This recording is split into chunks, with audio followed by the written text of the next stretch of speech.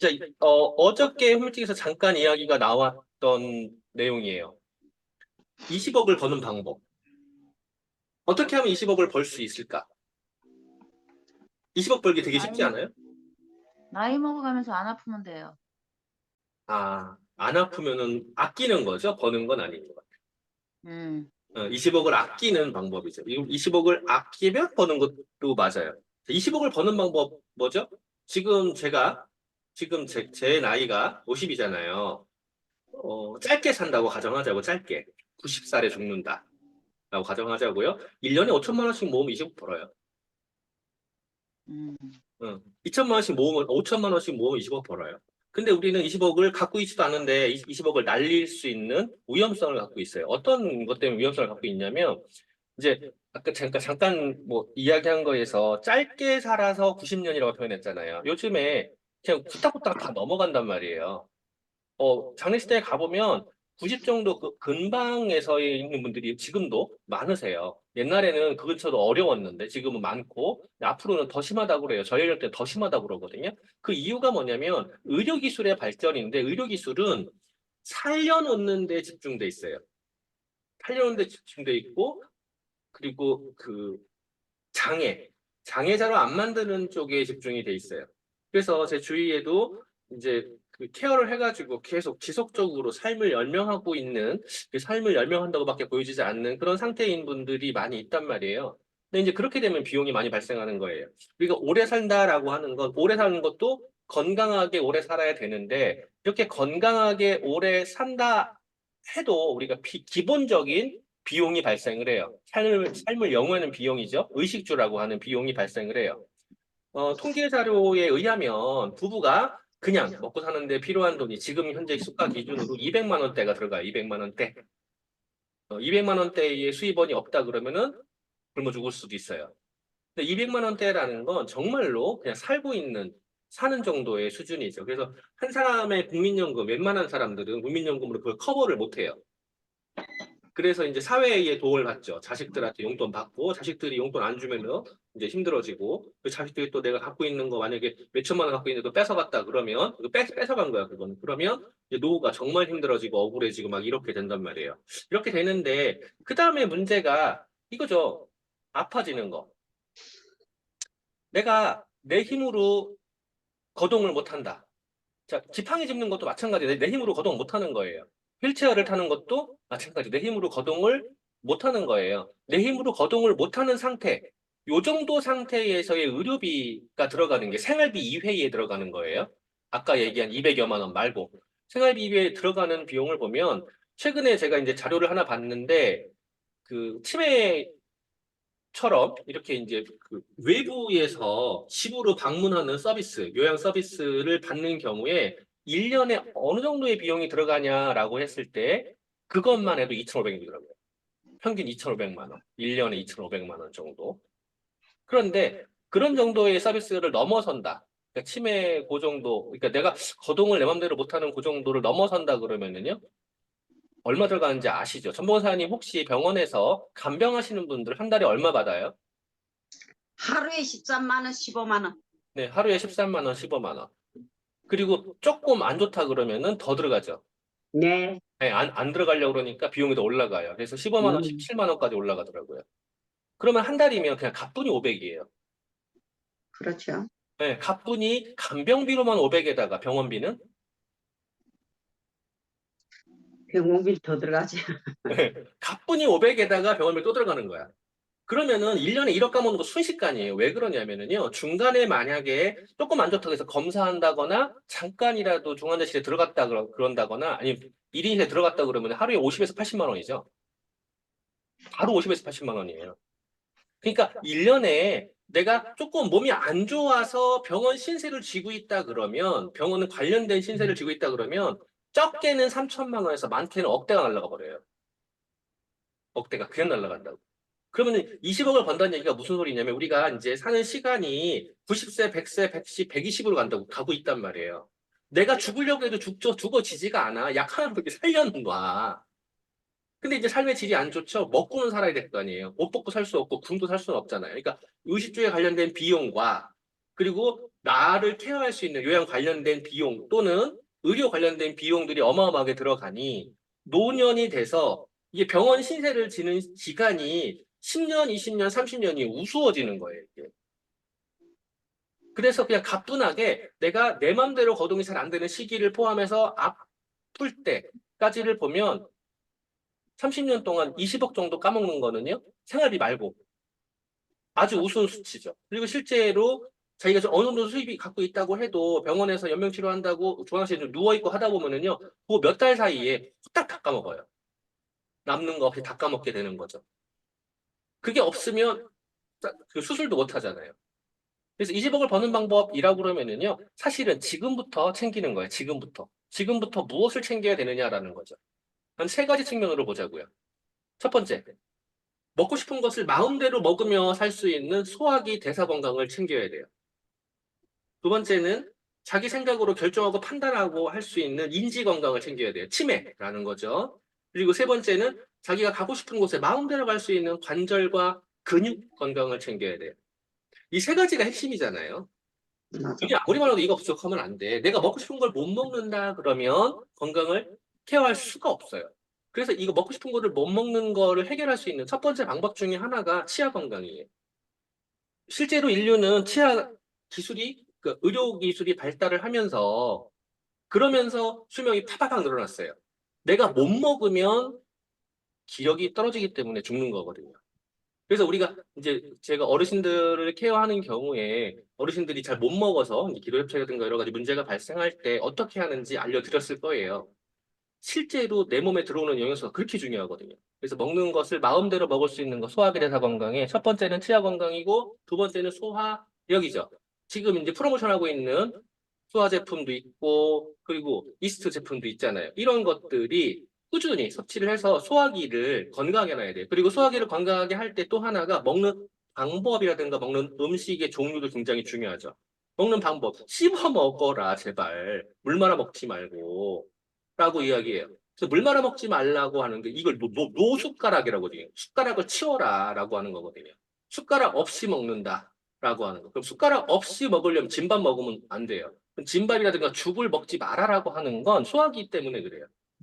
진밥이라든가 죽을 먹으면 꿀떡 넘어가요.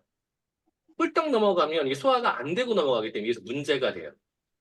자, 그래서 이거에서 이제 물을 먹지 말라, 밥 먹을 때 물을 먹지 말라고 하는 거랑 우리가 이제 국물에 관련된 체액을 높일 수 있는 물을 먹지 말라는 것도 다른 문제예요. 하여간 밥 먹을 때 소화를 방해시키기 때문에 밥 먹을 때는 물을 적게 먹으라는 거 우리 식단 자체는 다 물이 다 들어가 있어요. 그리고 자기 생각으로 결정하고 판단하는 인지 정신 건강 부분에서는 다 알고 있죠. 치매라는 걸 알고 있잖아요. 치매를 예방하기 위해서 뭐를 하죠? 손뼉을 쳐요. 고스톱을 쳐요. 머리를 써요. 머리 안 쓰는 거 치매의 직결로 가요. 또 고기 태워진 거, 단백질 산화물, 고기 태워진 거 이런 거 피해야 돼요.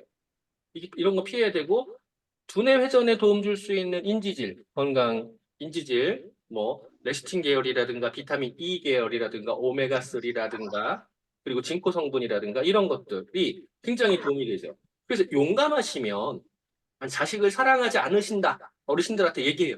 자식을 안 사랑하는구나. 라고 하면 오메가3 먹지 말고 어, 징코 같은 거 먹지 말고 그냥 있으라고. 머리 쓰지 말고 그냥 있으라고.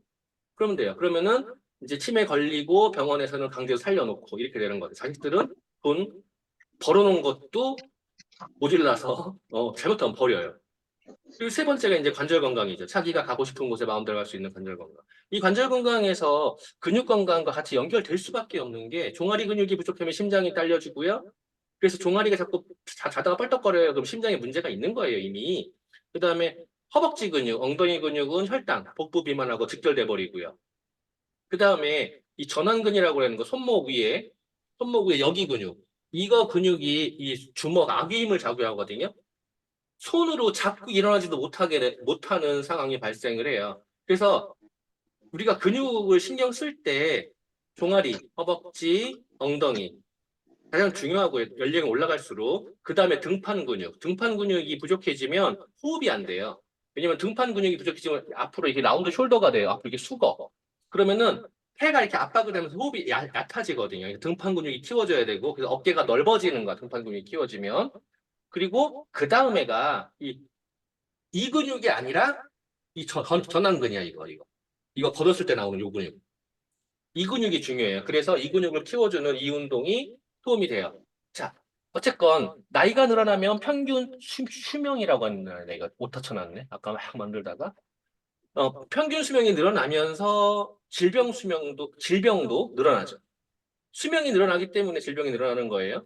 그래서 평균 수명의 연장은 질병 수명을 갉아먹는 질병 수명의 연장으로 갔고, 또 만성 질환 같은 경우에 의학 기술이 발달을 했어요. 그런데 건강 기술은 발달을 하지 않았기 때문에 그래서 살려놓는 의학으로 가고 있는 거죠. 그래서 건강 수명은 내려가고 있는 상태인 거예요. 평균치에서. 그래서 건강 수명을 위협하는 유병 요인들을 보면 고혈압이라든가 관절이라든가 신경이라든가 정신이라든가 당뇨 그리고 간장의 질환 이런 것들이거든요. 이것들 자 고혈압, 관절, 신경계, 정신, 당뇨, 간 여기에서 근육과 관련이 안 되는 게 있을까요? 없어요. 단 하나도. 그리고 염증과 관련이 안 되는 게 있을까요? 없어요. 자, 호모시스테인, 혈중의 호모시스테인이라는 게 올라가면 그게 염증이거든요. 염증이 올라가면 혈압 당뇨가 문제가 와요. 간도 문제가 와요. 그 간염, 염증이잖아요. 관절염, 염증이잖아요. 다 염증이에요. 그러니까 근육과 염증에 관련이 없는 게 없는 거죠. 그래서 가속노화라는 거, 노화의 핵심 중에 하나가 염증이 대두되고 있어요. 염증. 그 염증을 잡을 수 있는 거 핵심이 뭐냐라고 하면은요. 알고 있어요. 항산화 비타민이에요. 라는 걸 알고 있어요. 항산화 비타민. 항산화 비타민 그러면 비타민 A, C, E, 셀레늄 뭐 이런 구리 이런 것들이 있잖아요. 이런 항산화 비타민이라는 거 알고 있어요. 우리는 우리는 알고 있는데 대부분은 안 와요. 염증 그러면은요. 병원 가서 항염제 처방을 받죠. 그건 다른 2차적인 문제를 또 불러와요. 그래서 병원은 도움은 꼭 필요하지만 병원 도움을 최소한으로 받으려면 내가 더 똑똑해야 돼요. 내가 똑똑하는 게 필요해. 그 내가 똑똑하는 것 중에 하나가 내 스스로 공부를 하는 거죠. 공부를 해서 안티옥시던트, 이 항산화 영양소를 충분히 섭취를 하는 게 염증을 억제할 수 있는, 건강을 유지할 수 있는 방법 중에 하나이고요. 그 다음은 염증에서 대표적인 게 마이크로바이옴이에요. 유산균이죠. 마이크로바이옴. 마이크로바이옴 장내 상태가 건강할 때 면역의 7, 80%를 책임져 준다라고 이야기해요. 그래서 장이 건강하지 않다 그런 문제가 있는데 저도 장이 민감한 그 타입이에요. 그래서 얼마 전에 제가 밤에 설사한다고 잠을 못 잔 적이 있었어요. 이유가 심플했어요. 누군가가 저에게 병커피를 줬거든요. 병커피를 줬는데 그 뭔가 막 들어가 있는 커피였는데 맛이 뒤질락이 없더라고. 그래가지고 또 운전하는데 장거리 운전을 하는데 그거 앞에 있어서 트렁크에서 제 음료수를 못 꺼내고 그게 있어서 그걸 한 모금씩 먹은 거야.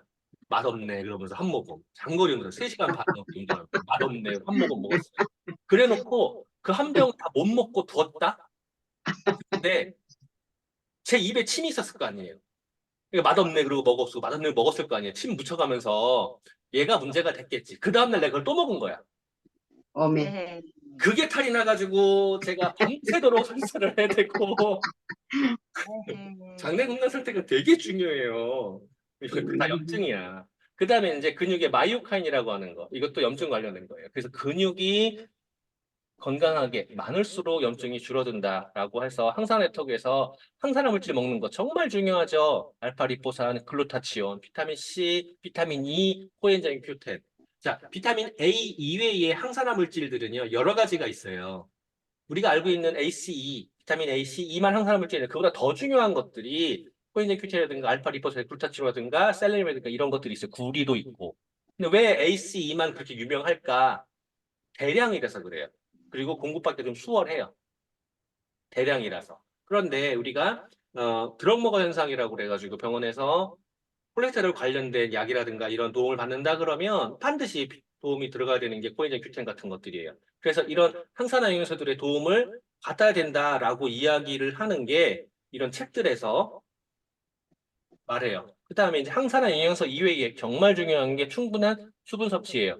충분한 수분 섭취. 자, 충분한 수분 섭취. 자, 어릴 때의 내 몸 상태를 보면 거의 80%가 수분이라고 하고요. 노년이 되면 한 60% 정도로 내려간다고 얘기해요. 그래서 수분도에 따라서 피부가 달라지죠. 애들 피부는요, 물이 뚝뚝 떨어져요. 근데 내 피부 만져봐, 내 피부. 물이 뚝뚝 떨어지나?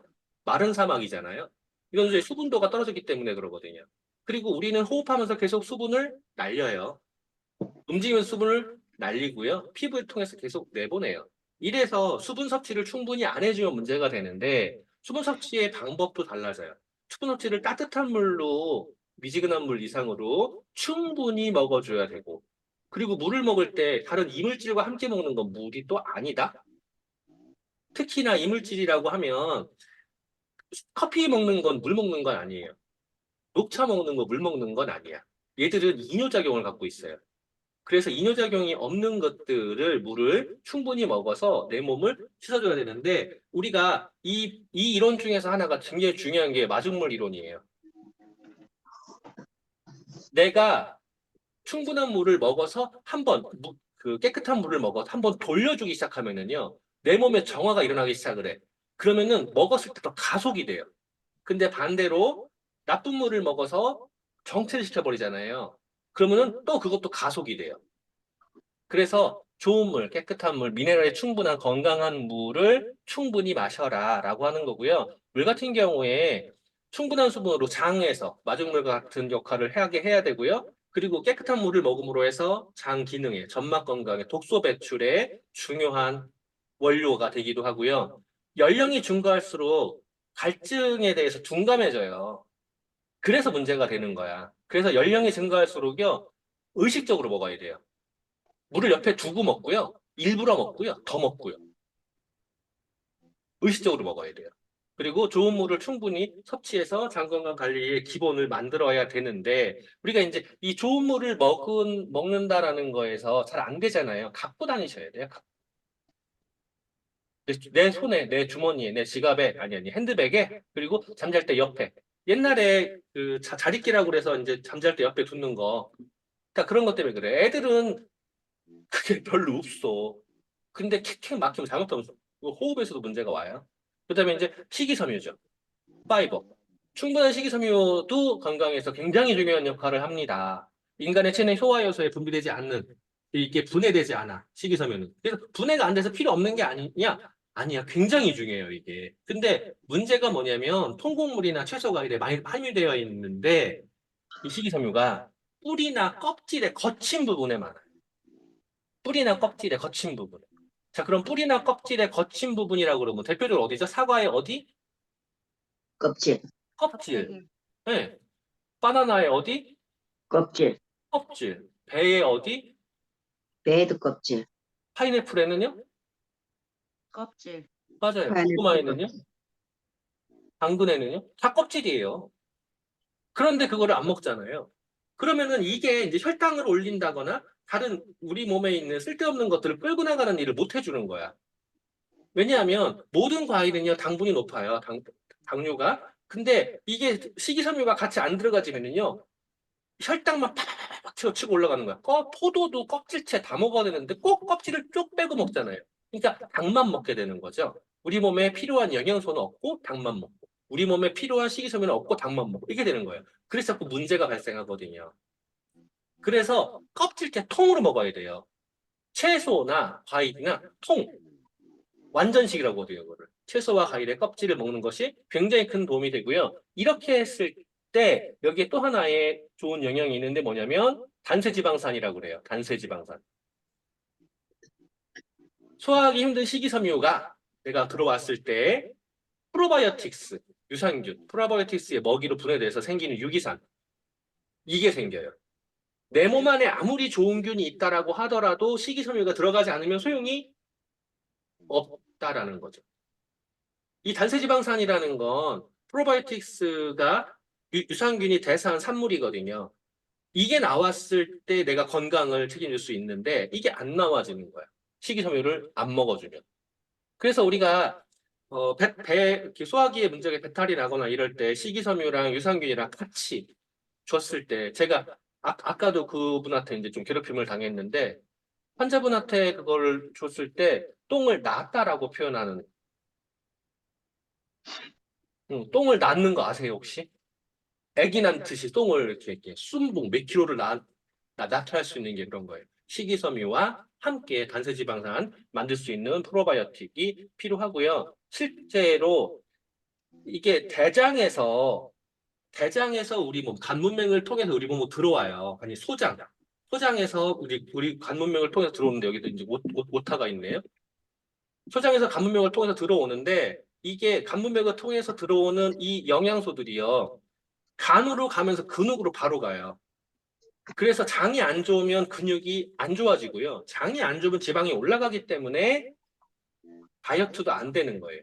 그래서 장 건강이 굉장히 중요해요.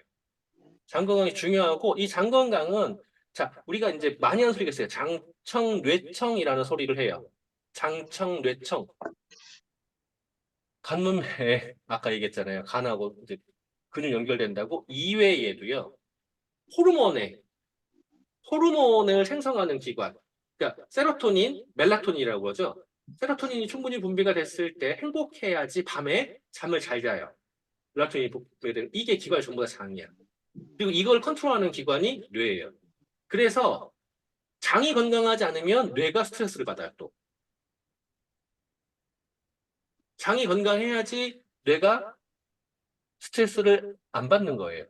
근데 이거 말고 뇌는요, 림프라는 게 흐르거든요. 림프는요, 천천히 흐르면 안 돼요. 빠르게 흘러야 돼요. 이게 천천히 흐르게 되면 적체가 되면서 거기에 스케일이 끼기 시작하거든요. 그럼 빠르게 흘리려면요, 맑아야 돼요, 체액이. 근데 장에서 안 좋잖아요. 체액이 탁해져요. 그래서 순환이 잘 안 된다?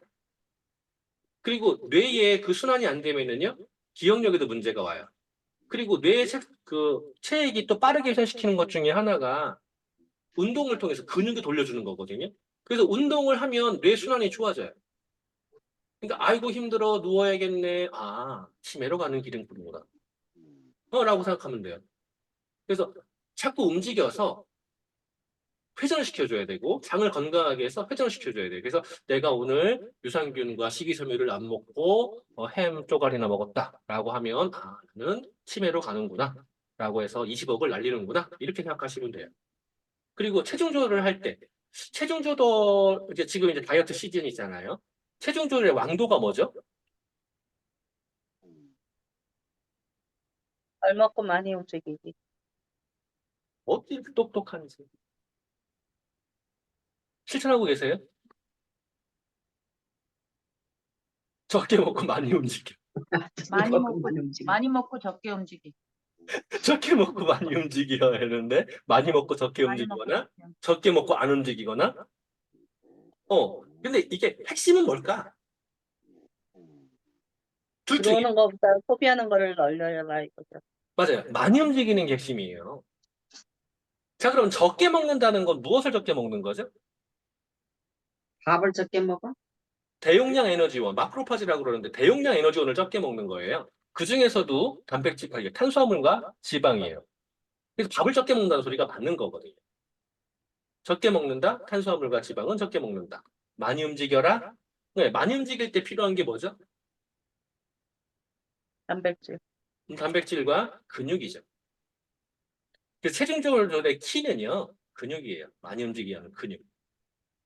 근육은 우리 몸에서 우리 몸을 지탱하고 칼로리 소비시키는 굉장히 중요한 역할을 하는 게 근육이거든요. 그리고 화학적으로도 체온을 올려요, 움직이면. 그래서 이게 마이오칸이라는 걸 분비해가지고 기초대사량이 팍팍 올라가거든요. 그래서 근육량은 다이어트의 키예요. 근육이 부족하면 다이어트가 안 돼요. 마찬가지로 체온이 올라가지 않으면 다이어트가 안 돼요. 내 몸이 차다, 다이어트 안 돼요. 혈액순환이 안 된다, 다이어트 안 돼요. 그래서 체온을 올릴 수 있는 굉장히 중요한 역할, 그리고 우리 몸을 지탱할 수 있는 굉장히 중요한 역할을 하는 게 근육인데, 이 근육이 감소를 하잖아요. 감소를 하면 각종 질환에 노출이 돼요. 굉장히 많아요. 찾아보면 무지하게 많아요. 근육이 감소되면서 생기는 질환이. 그래서 근감소가 WHO에서 하나의 질환으로 이야기하고 있죠. 근데 우리 몸은요, 나이가 먹으면 줄어들어요. 언제부터 줄어든다고 말씀드렸었어요? 40대. 네, 40대를 기점으로 해서 팍 줄어들어요. 제가 어저께도 이제 다른 분하고 얘기가 나왔는데, 유럽은요, 전쟁을 했기 때문에 아주 허구한 날 전쟁했잖아요. 허구한 날. 그래서 옛날에 살 때 30 정도는 죽었어. 30 정도. 우리 동양 한국 사람들은요, 산에 숨어 살았잖아. 조그만 나라에 틀박혀가지고 먹을 게 없네. 그래서 한 40대, 50대면 죽었어요. 그러니까 내가 근육이 좀 부족해도 문제가 없었어요. 그래서 문화도 달라. 30대에 죽은 그들의 문화에서는요, 난 누구 아들이야? 라고 얘기해요. 난 누구 아들이야? 영화에서 보면 알 거예요. 누구 아들, 누구 아들, 누구 아들, 그래서 나는 이름이 뭐야. 이렇게 표현해요. 근데 우리나라는 어떻게 표현하죠? 나는 누구고, 아버지는 누구고, 할아버지는 누구고, 증조할아버지는 누구고, 고조할아버지는 누구고, 이렇게 표현해요. 증조, 고조니, 뭐, 이런 표현이 그쪽에는 없어요. 그냥 누구 아들, 누구 아들, 누구 아들. 거꾸로 해요. 이 표현 방법이 달라요. 또 문화적으로 그렇게 발전을 한 거거든요. 근데 공통적인 건 뭐냐면 30에서 40이면은 옛날엔 죽었어.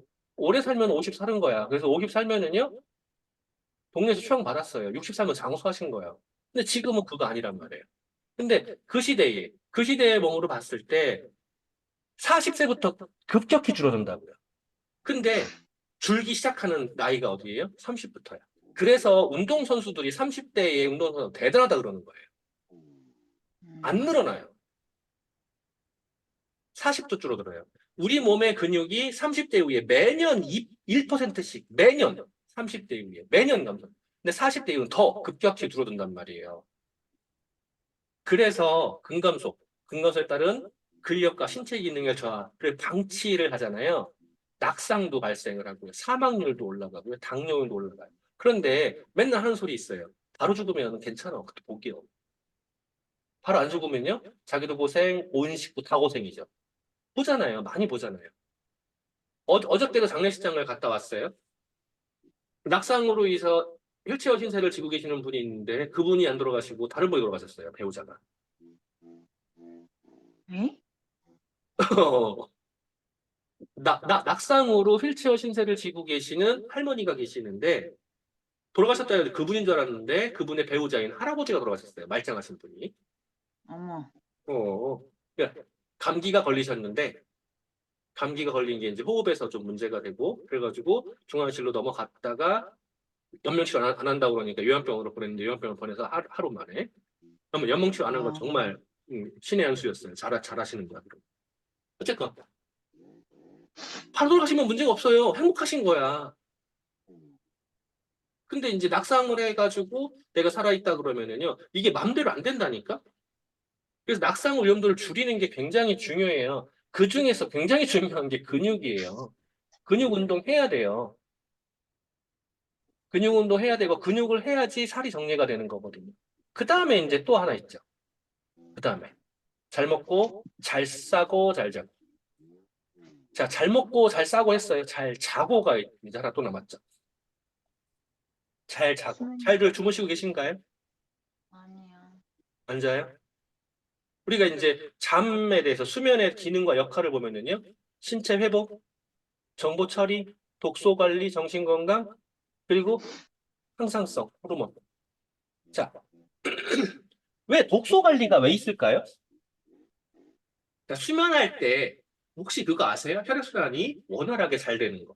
그 수면을 하면서요. 뇌에 있는 이 뇌척수라든가 이 림프가요. 청소가 되는 거 혹시 아세요? 음, 수면하면서 청소가 돼요. 제가 그 이론을 알기는 아는데 이름이 기억이 안 나. 하여간 잠을 잘 자면 뇌가 청소가 돼. 자는 동안 뇌가 청소되는 거거든요. 그래서 기억도 올라가는 거예요. 그래서 잠을 잘 자는 게 정말 중요한데 이 잠을 잠자는 이 뇌 청소하는 거고 림프가 막히는 이걸 청소해 주는 거 이거를 뭐라고 하거든요. 이거를 위해서 잠을 잘 자야 되는 거죠. 근데 잠을 잘 자려면 어떠한 게 필요하죠? 아까 멜라토닌, 세로토닌 이거 얘기했잖아요. 호르몬. 호르몬 되게 중요해요. 그래서 낮 시간에 행복하냐, 행복하지 않냐. 내가 스스로 나를 괴롭히고 있냐, 안 괴롭히냐. 이것도 잠을 못 자게 하는 것 중에 하나예요. 누군가가 자기는 성질이 민감하대. 그래서 잠을 못 잔대요. 맞을 수 있어요. 틀린 말은 아니에요. 성질이 결론은 들어온 거예요. 쓸데없는 데 신경 쓰고 있는 거죠. 버려야 되는데 못 버리고 있는 거예요. 반대로요. 성질이 들어와서 못 잔다라는 거, 민감해서 못 잔다는 거. 또 반대로요. 성질이 들었다라는 얘기는요. 내가 그걸 한쪽에만 집착을 하고 있기 때문에 신경이 둔해지는 거야. 다른 쪽으로 다 둔해지는 거야.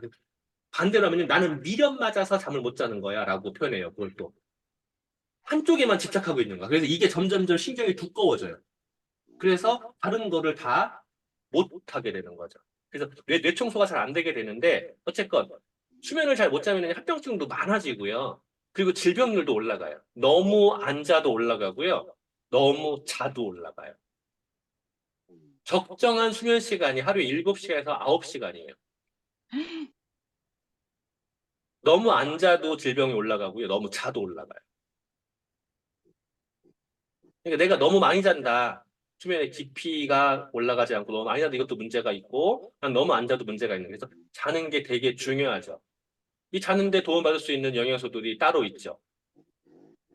칼슘이라든가 비타민 D라든가 미각류 추출물이라든가 이런 것들이 있어요. 그런 것 도움을 줄 수 있고요. 그 다음에 잘 먹고 잘 사는데 핵심 역할 중에 하나 요즘 많이 떠오르는 게 두 가지가 있는데 하나는 거꾸로 식사법이라는 게 있고요. 또 하나는 지중해 식단이에요. 그러니까 거꾸로 식단법이 뭐죠? 밥 먹기 전에 먼저 뭐 견과류라든가 이런 걸 먼저 먹어주는 거. 이런 거. 뭐 지중해 식단 워낙 유명하죠. 여기가 오래 사는 사람들이 많다네. 건강하고 사는 사람도 많다네. 이 사람들이 뭘 먹나 봤더니 이런 거죠. 채소를 매일 먹어. 2접시 이상을 먹어. 과일은 쬐끔 먹어. 근데 우리는 거꾸로 하죠. 채소는 안 먹고 과일 많이 먹잖아. 그리고 올리브 오일 같은 건강한 오일들을 많이 먹고요. 해산물들도 많이 먹어. 그리고 적색류, 소고기 이런 거. 소고기라든가 단당류는 적게 먹어. 자, 우리 지금 다 거꾸로 하고 있어, 이거. 그쵸? 네, 어. 네. 소고기 좋아하시고, 단당류 좋아하시고, 해산물은 잘 안 먹고, 올리브 오일 같은 건강한 오일 잘 안 먹고, 트랜스 지방 먹고, 과일은 많이 먹고, 채소는 안 먹고, 막 이러고 있단 말이에요. 그래서 다 먹고. 지중해 식단을 해라라고 이야기하는데, 이거 말고 또 문제가 있죠. 정말 문제는 뭐냐면요, 얘들이죠, 얘들. 이게 초가공식품이라고 하거든요. 초가공식품을 피해라 그러는데, 자, 바빠, 편해. 그래서 초가공식품을 먹어요. 초가공식품이라도 피해라 하고요. 자, 그 다음에 간식이죠. 내가 먹는 간식, 약일까, 독일까? 간식, 약일까, 독일까? 답은 다 알고 있지 않아요? 독일 독. 네, 독이에요. 자, 그러면 간식으로 간단한 거 먹어보세요. 조금만. 붕어빵. 조금만 먹었어요. 독이에요, 약이에요? 독. 네, 독이에요. 맞아요. 먹으면 안 돼. 그리고 간식 안 먹고요. 아주 그 먹음직스러운 굴비네요. 굴비. 빨간 양념 들어가 있잖아. 얼큰하게 끓였어. 이거를 간식을 안 먹고 밥 반찬으로 먹었어요. 독. 아, 이거는 그렇진 않아요. 아, 이거는 그래요? 그렇진 않아요. 자, 맵고 짠데? 맵고 짠데 우리 몸에 필요한 체액을 만들 때 중요한 요소 중에 하나가 소금이거든요. 소금이라든가 이렇게 들어가는데 이거 이제 여기에 양념을 뭐를 쓰냐예요. 양념을 어떻게 쓰냐에 따라서 완전 달라져요. 그래서 생선 같은 경우도 사실 구운 거보다 이런 게 더 낫긴 해요. 그런데 양념을 모두에 다 달라져요. 그래서 양념을 우리가 건강한 양념을 쓴다라고 하면 그리고 생선도 신선한 걸로 잘 쓴다라고 하면 이거는 좋은 식단이죠. 이걸 간식으로 먹진 않잖아. 그치. 간식으로 먹진 않으니까. 아, 간식으로 굴비조리를 먹는구나. 자, 그 다음에 이제 자가포식이라고 하는 게 있어요. 자가포식. 자가포식. 내가 스스로 나를 정화할 수 있는 거예요. 자가포식. 자가포식을 할 수 있게 도와주는 것들. 옆에 있는 그림들이거든요. 건강한 차, 허브, 건강한 야채, 과일, 그다음에 투메릭이라고 돼 있어요. 투메릭. 투메릭은 강황이거든요. 강황. 저한테 강황 비타민이 하나가 있는데 제가 이거를 아직도 개봉 안 했네. 선물 받았는데 미국에서 오신 아메 리더님한테 이거 강황에 대해서 제가 해주려고 하다가 어쨌건 강황도 되게 중요한 항산화 영양소 중에 하나예요. 그리고 소이빈, 콩과 관련된 거 이런 것들. 그러니까 건강한 야채 과일을 통째로 먹는다라는 게 굉장히 중요하다라고 하는 거고요. 그 다음에 진짜 식욕과 가짜 식욕을 구분할 수 있어야 돼요. 자, 여기서 봐봐요. 갑자기 배가 고파. 이거 진짜가 가짜일까? 가짜. 네. 할당으로 생각을 하면은요, 절대로 갑자기 배가 고플 수가 없어요. 그리고 먹을 게 생각이 나. 이것도 말이 안 돼요. 우리 몸의 시스템으로 보면은요, 어떤 음식이 생각이 난다? 갑자기 먹고 싶어? 있을 수 없어요. 배가 불러도 못 멈춰. 입에서 이렇게 당기는 거잖아요. 가짜 식욕이에요. 무의식적으로 먹어. 술 먹으면 술 또 먹잖아요, 이거. 가짜 식욕이고요.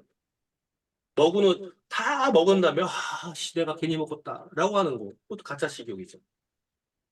그래서 이런 것들을 피해줘야 돼요. 제가 오늘 만든 거 딱 여기까지 만들었거든요. 자, 여기까지 만들었는데, 이제 한번 잠깐만 정리 좀 해볼게요. 잠깐 정리를 해보면, 핵심이 이거예요. 항산화영양소 잘 먹어야 된다. 항산화영양소 잘 먹으려면 어떻게 해야 된다? 야채 과일을 통째로 드셔라. 그 안에 있는 영양소가 중요하다. 마이크로바이옴 건강이 중요하다. 이게 면역이 중요하다. 그러면은 식이섬유를 먹어야 되고 유산균을 먹어야 된다. 근데 식이섬유를 먹으려면 야채 과일을 통째로 먹어라. 라고 하는 거고 오래 건강을 유지하고 싶고 내가 스스로 움직이고 싶으면 치매 안 걸리고 싶으면 근육 운동을 해라. 근육과 마이오카이 근육 운동을 해라. 라고 하는 거예요. 그리고 근육 운동을 할 때 자세라든가 운동법 그 다음에 단백질의 섭취의 중요성 이런 것들이 중요해지는 거죠. 이거를 잘 지켰을 때 우리가 20억 낄 수 있어. 20억. 20억 벌어놓은 것도 없잖아. 아니 막말로 내가 누구한테 20억을 나를 책임져 줄 자식이 있는 것도 아니잖아. 내 자식한테 그걸 기대하면 지금은 도둑놈이라며. 그러니까 내가 나를 케어해야 되는데 내가 20억 못 벌어놨으니까 우리 이거를 한번 벌어보자고요. 어떻게 번다? 세 가지. 소화기관 챙겨주고 인지건강 챙겨주고 근육건강 챙겨주고 소화기관 챙겨주고 인지건강 근육 챙겨주면서 항산화영양소 유산균 식이섬유 근육 챙겨준다. 자, 여기가 핵심이었어요. 오늘은 원래 다음 거가 또 이 초이스를 준비를 해놓고 초이스까지 못 갔어요. 제가 오늘 이게 말이 많았죠? 대답들이 없으시네요. 저 말 많았던 것 같아요, 오늘. 맞나요? 그저 웃지요. 그렇군요. 고생하셨고요. 그러면 이제 일이나? 좋은 밤 되세요, 모두. 감사합니다. 네. 고생하셨어요.